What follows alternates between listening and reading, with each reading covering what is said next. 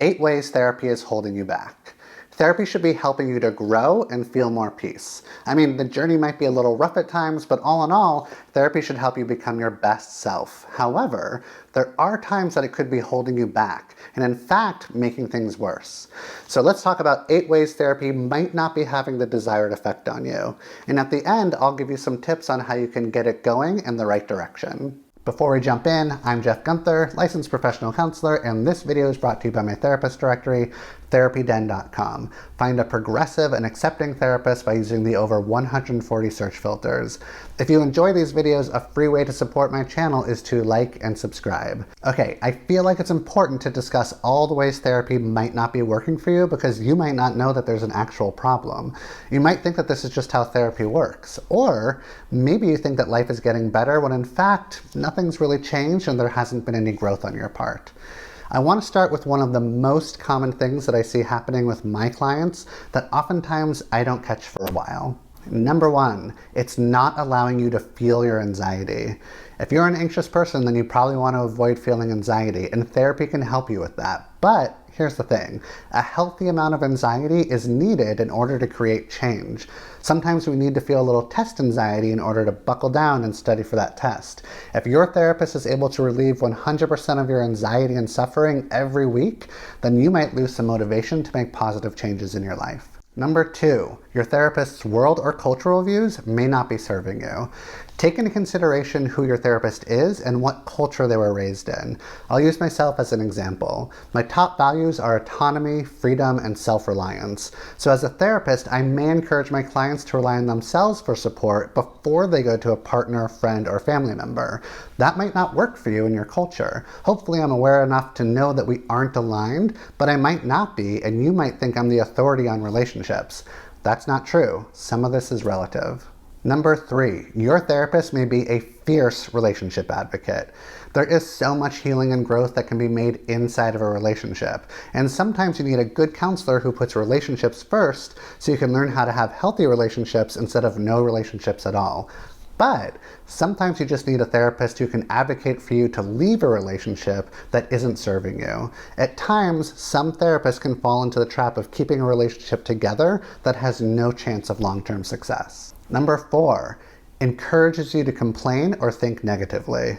A lot of complaining and venting happens in therapy. That's pretty standard, but that's not what every session should be about. If you're finding yourself collecting experiences during the week that piss you off so you can complain about it in session, then counseling may be enabling you to have a negative attitude as you scan for things to be upset about. Number 5, it isn't challenging you enough. Your therapist should be challenging you on the regular. They shouldn't be a turd about it, but they should be compassionately asking you to look at things from a different perspective or encouraging you to behave in a different way. You're basically paying us to challenge you. But if you're not being challenged enough, then there won't be sufficient growth in the end. Number 6, you're only dealing with problems in session. When you're in therapy, there could be a feeling of relief that you're finally going to deal with things instead of avoiding them. However, sometimes the opposite happens and you sort of fool yourself into thinking that the problems are being addressed because you talk to your therapist about them, but really nothing is actually changing. Real growth happens between the sessions, not in them. Number 7, you rely on therapy for validation.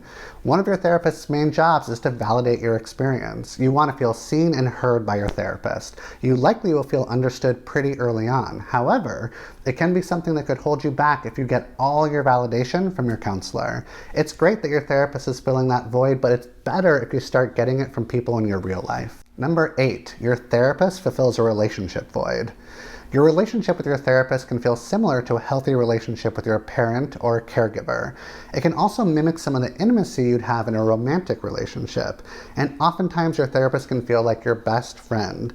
While it's normal to experience all those things, it's a problem if you don't create those relationships outside of counseling because most of your needs are getting met by your therapist. Okay, if any of these things are occurring with your therapist, it doesn't have to be a deal breaker. And even if your therapist hasn't caught it on their end, it doesn't mean that they're a bad therapist. When I went through the 8 things, did any of them stand out for you? If at least one of them resonated with you, then you should either bring it up at your next session or email your therapist about it. You could even share this video with them and ask them if they think any of these things are happening. We therapists are trained to take any and all feedback. We won't be offended if you tell us something isn't working for you or you're not getting the desired results that you're looking for. We will work on addressing your issue, and if we can't, then we are legally obligated to refer you to another therapist that could be a better match for you. So please feel empowered to bring these things up with your therapist. Otherwise, you're wasting your time and not growing as much as you could be. If you want more therapy and mental health tips, make sure you subscribe. And if you enjoyed this video, a free way to support my channel is to hit the like button. Also, join me on TikTok with my over 600,000 followers. I'm informative, I'm hilarious. You won't be able to get enough of me, I hope. If you have any questions or feedback, make sure to leave them in the comment section. If you're looking for a counselor like me, check out therapydone.com to easily find a therapist near you.